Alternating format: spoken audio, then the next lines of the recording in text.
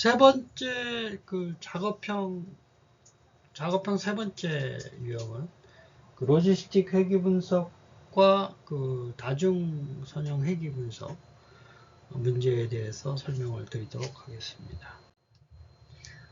첫 번째는 이제 로지스틱 회귀 분석에 대한 문제인데요.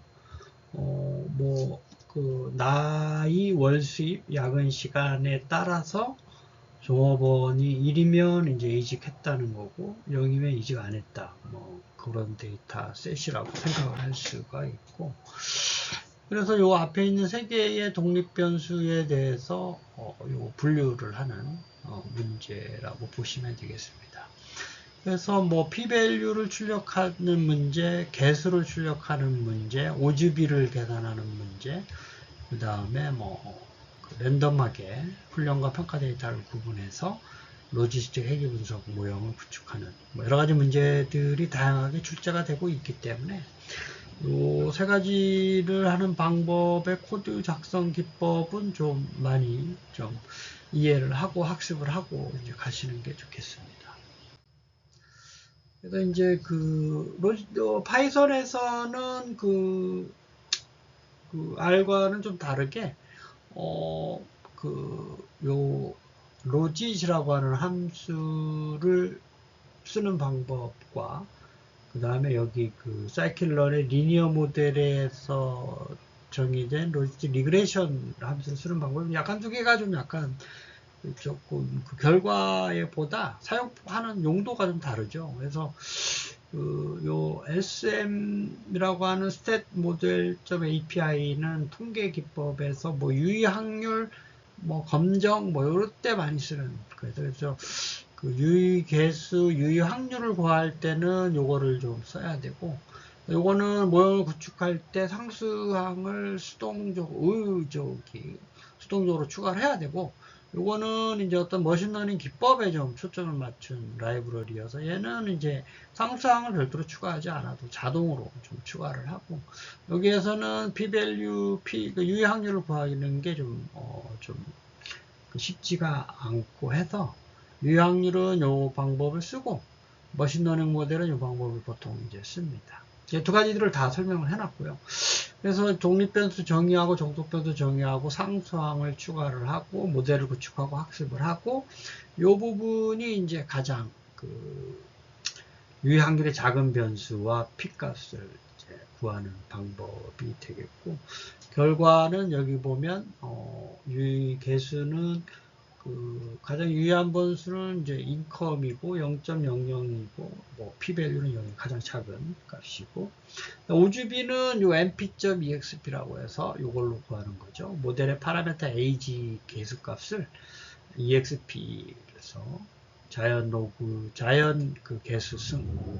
이게 의미하는 바는 말씀드렸습니다만 1보다 크면 요 변수가 상당히 종속 변수에 영향이 있다. 계산해 보니까 1에 가까운 값이긴 한데 그렇게 이제 영향이 있다라고 판별을 하기에는 좀 한계가 있다라고 이직하는데 나이가 영향을 안 미친다. 이렇게 해석을 할 수가 있는 거고.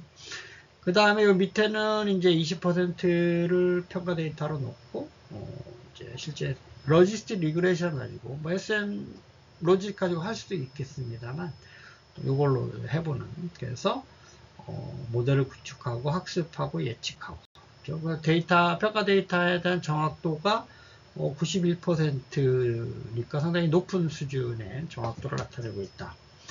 이렇게 말씀드릴 수가 있겠습니다.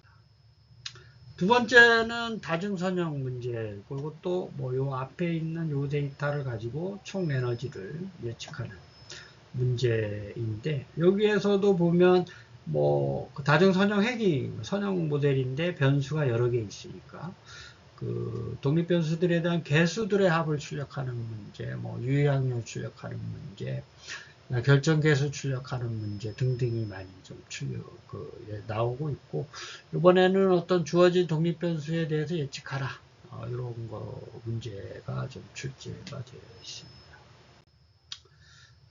그래서 그 다중 선형 모델은 아까 SM이라고 하는 로짓에 있는 라이브러리 안에 있고요. SM. 여기는 Ordinary Least Square, OLS를 써서 OLS를 이제 모델로 구축을 하고 학습을 하는 거죠. 그래서 상수항을 제한 합을, 개수의 합을 출력하고 유의확률이 0.05보다 작은 모형으로 좀 이제 모형을 다시 구축을 하고 R 스퀘어를 구하고, 그 다음에 R 스퀘어 값은 지금 거의 1이니까 상당히 이제 높은 그 예측을 나타내고 있고, 그 다음에 어떤 주어진 입력값에 대해서 예측하는 거, 예측할 때는 상수항을 넣어야 되기 때문에 또 상수항을 추가해서 모델의 그 예측값을 구하고, 예측값은 이제 여기 나와 있는 것처럼 25.003이 되겠습니다.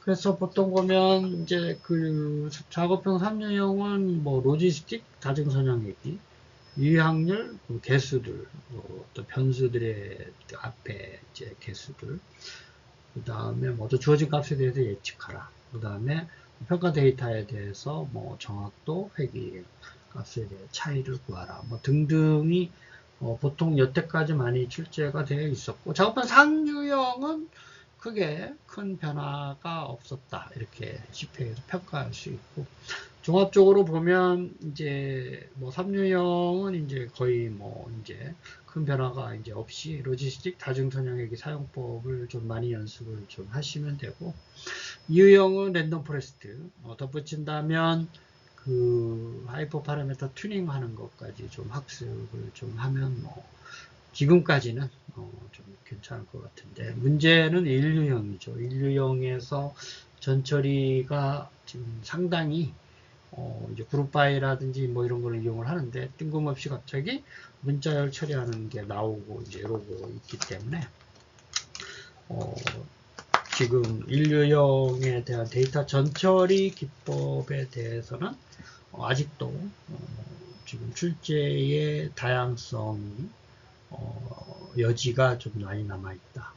이렇게 말씀드릴 수가 있겠습니다. 사실은 시페라긴 하지만 이제 9번째 시험을 이제 치르고 나서 올해 또 하반기에 올해 마지막 그 시험이 있는데, 여태까지로 본 출제 유형으로서는 크게 다르지 않을 것이다 라고 예측을 하기 때문에 지금까지에 출제됐었던 기출문제를 좀 그 코드를 좀 사용하고 하는 방법을 익히고 가면 큰 문제 없이 파이썬으로 문제를 풀 수 있을 것이다 라고 생각을 합니다.